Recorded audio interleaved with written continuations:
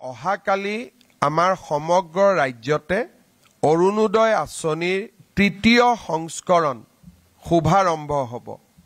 ৰাজ্যৰ 30 লাখ লোকে এই অৰুণোদয় আঁচনিৰ ধন কালিৰে পৰা পাবৰ বাবে আৰম্ভ হ'ব।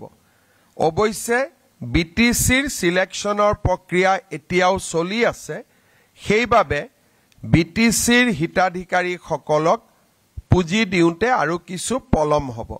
কিন্তু অহাকালি যি 30 লাখ আই মাতৃয়ে অৰুণোদয় আঁচনি লাভ কৰিব, এই অৰুণোদয় আঁচনিত আমি আৰু এটা নতুন সংশোধনী আনিছোঁ। আমাৰ যিবিলাক জীৱিকা সখী বাইদেউ আছে, গাঁৱত তেওঁলোকক কেতিয়াবা জীৱিকা সখী বুলি কয়, কেতিয়াবা পশু সখী বুলি কয়, কেতিয়াবা বেংক সখী বুলি কয়। আসাম ষ্টেট ৰুৰেল লাইভলিহুড মিছনত কাম কৰা কমিউনিটি কেডাৰৰ সকলো জীৱিকা সখী বেংক সখী বাইদেউক আমি ডিৰেক্টলি অৰুণোদয় আঁচনি প্ৰদান কৰিবলৈ সিদ্ধান্ত গ্ৰহণ কৰিছোঁ।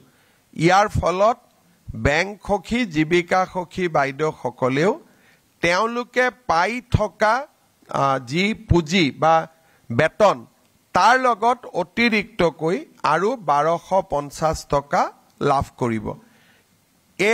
এই সিদ্ধান্তৰ দ্বাৰা অসমৰ 14,000 সখী বাইদেউ উপকৃত হ'ব।